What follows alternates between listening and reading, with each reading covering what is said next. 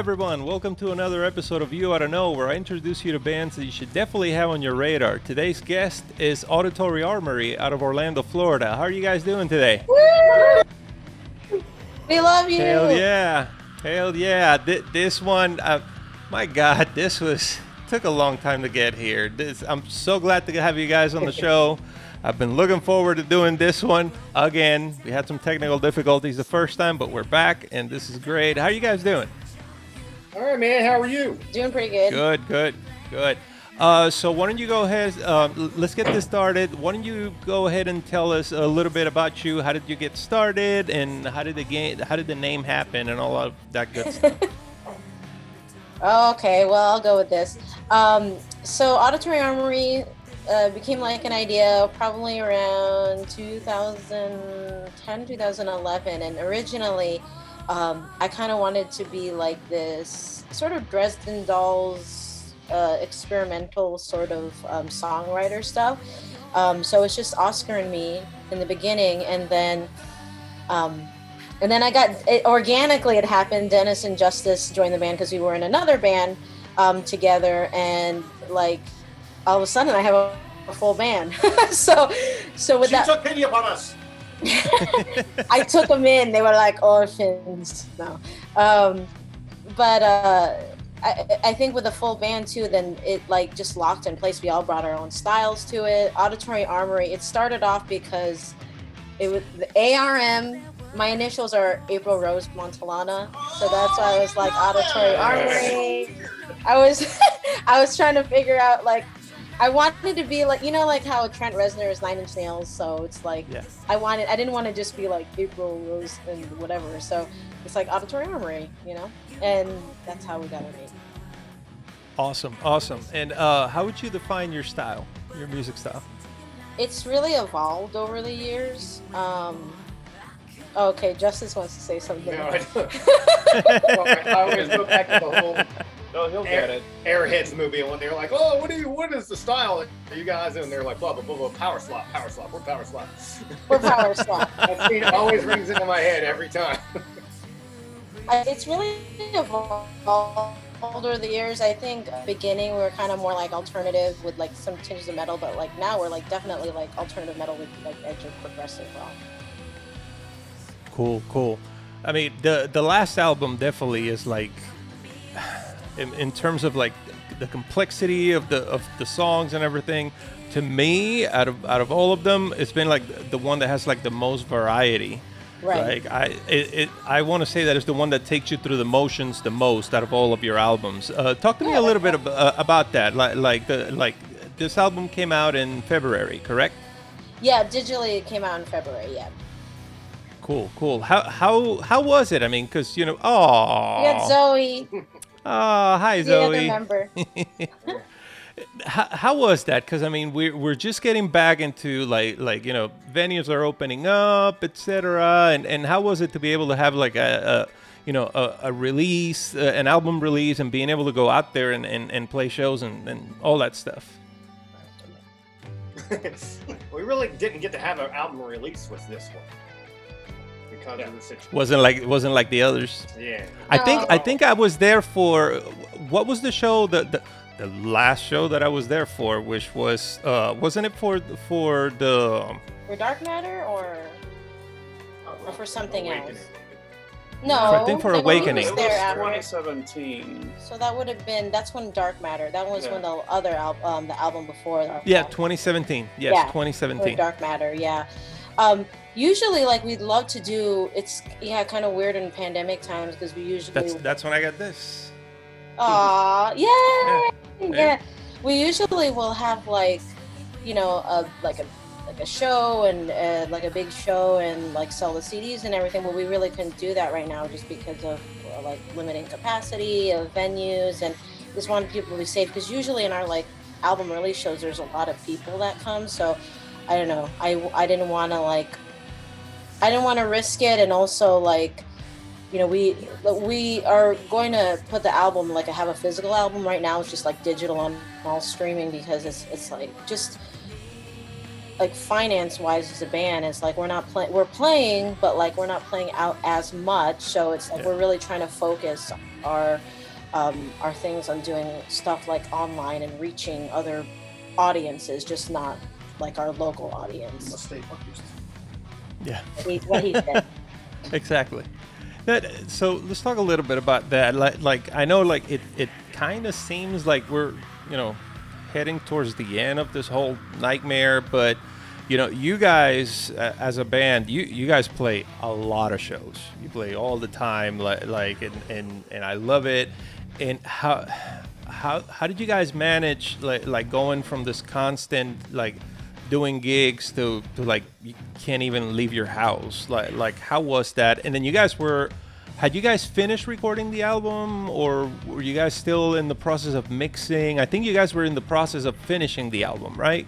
Yeah, it was in the final stages of mixing, and then we set it for mastering. He was in post-production. Yeah. There you go. And like how was it like because I know like in the beginning you weren't even able to rehearse much, right? It wasn't even possible. No, we rehearsed. Oh, Well, for a while, like we well, yeah, because you guys live together, yeah. We never really like completely stopped. yeah, like we went a month without rehearsing, and then like we were like, I mean, 3 of us lived together, so Yeah. and Oscar was here, and like we weren't really going anywhere Damn else. it, Oscar, what are you waiting for? Just move into the garage or something. There's no garage. There was a former garage, Build one.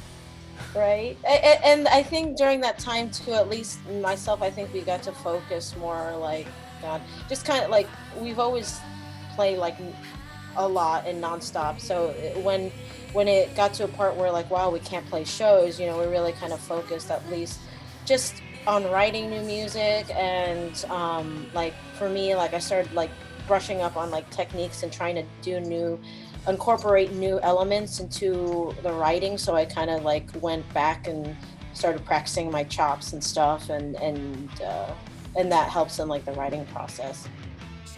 That's pretty cool.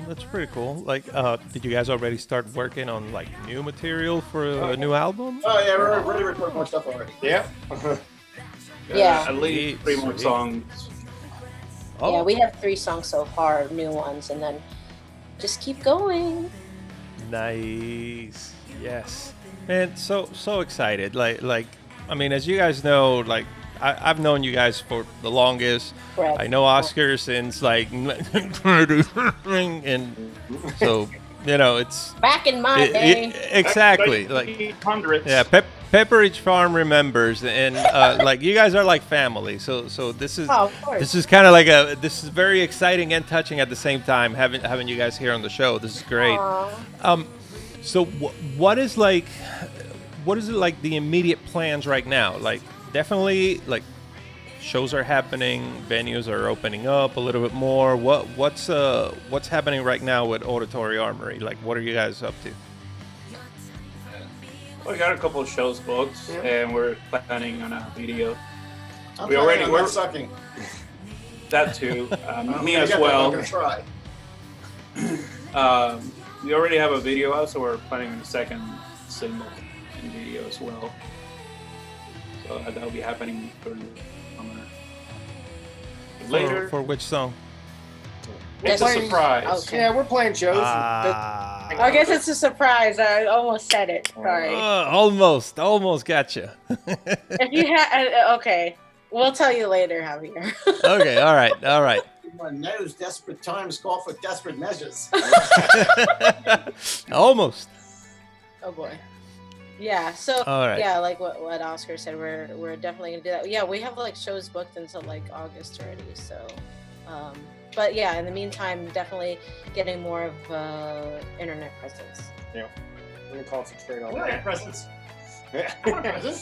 I kind of jumped over this question, which I asked, but like this is kind of a difficult question to ask, like a band like you guys, because you guys have been together for, feels like forever.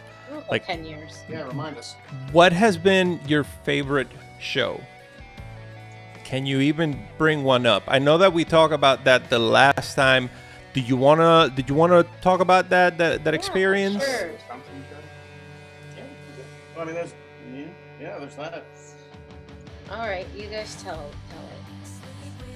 I agree. Do I? Me too. So that was Milwaukee. Yeah. So we're in Milwaukee. Which is That was Oughta for the good land. 2018 probably. Was that 2018 or 19? That was 2018. So it's that's a tricky thing to answer because it's not necessarily, I mean, my favorite show, but it's definitely one that's got the most meaning to it. So the story goes like this: we're setting up at this place called what is it called? Crimson Club? Crimson Club.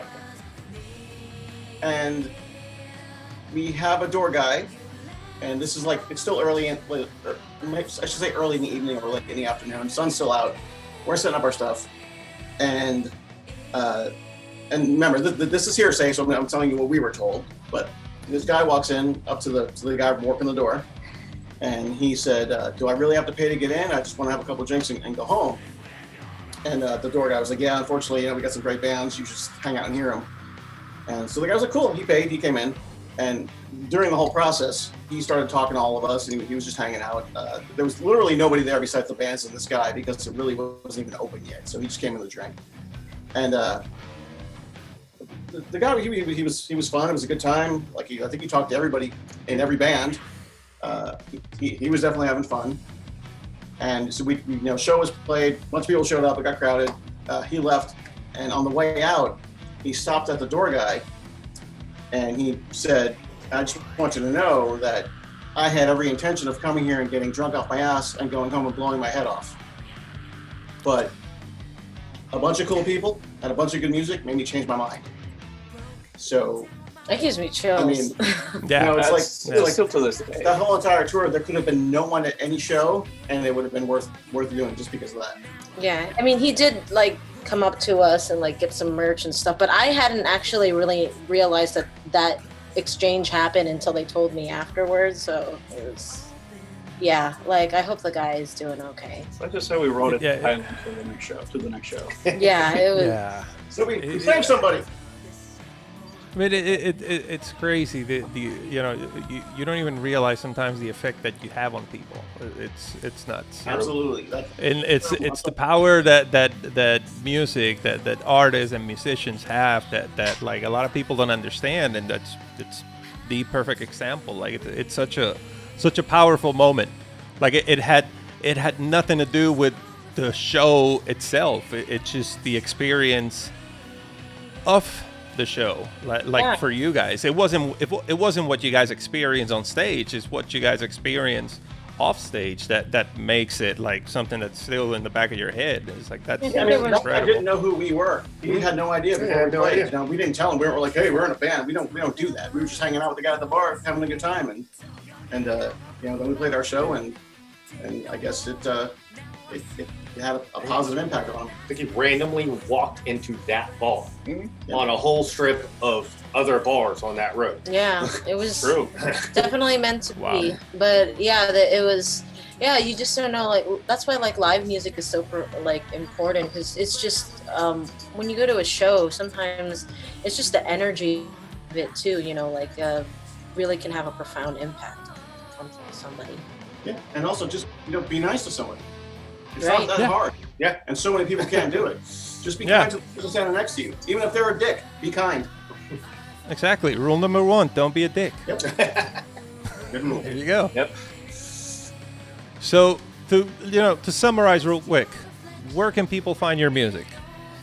Pretty much everywhere, but just go ahead, like iTunes and Bandcamp and all that good Music, stuff. iTunes, Correct? Spotify, Google Play. Yeah, Amazon, and then YouTube. our YouTube. Our last our album, 1,000 Year Dream. That's the last album we have. You can find it on Bandcamp, because we wanted to put it more on Bandcamp because that helps us directly more.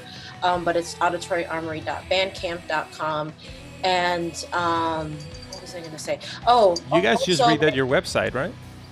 Yes, we do. It's auditoryarmorymusic.com. We had some issues with the old domain, but now it's back up. We've got a new website, has like new pictures. It has all the lyrics for all of our albums, our upcoming shows. You say nude pictures?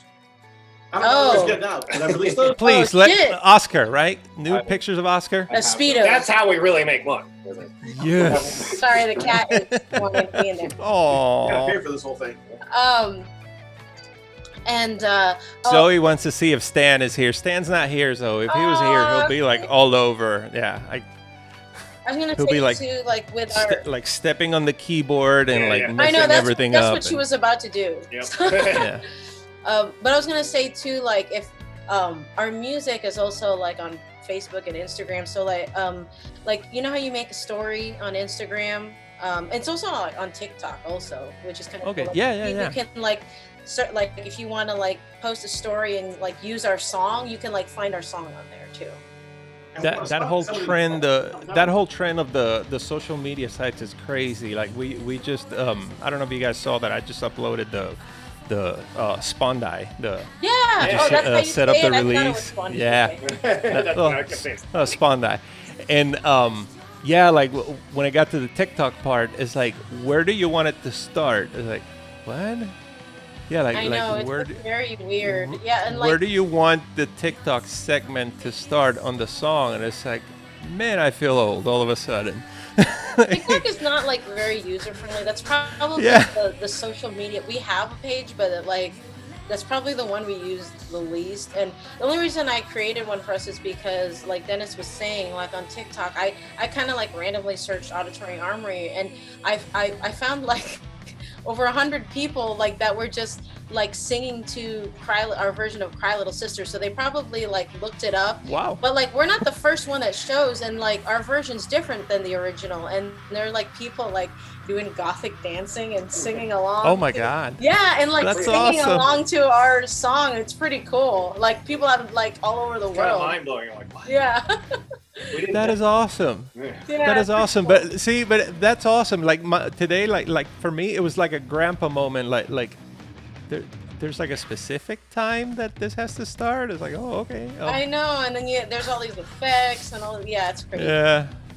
So that part was interesting. So yeah, like it's wow, very different from passing out CDs and in the Yeah, front passing door out at the flyers Haven and and AKA Lounge Throw it in the trash. Yes. back in the day. Yeah. Yeah. Hey, here, throw this flyer away for me. Thank you. Back in that day, it was more personal. I think it was better. Yep. We used to stick stickers on the toll booths. Yeah. Yeah. There's a Yeah, sticker dude. there. Yes, I know. Like it's like Oscar and I had the phrase. It was like when we pass out the flyers, it was like, hey, here, throw this away for me. You cover a parking lot. You put your fly on every car. Hand it to Yeah. everybody in the club. Talk about your band. Hey, should come see us. That was good. Yeah.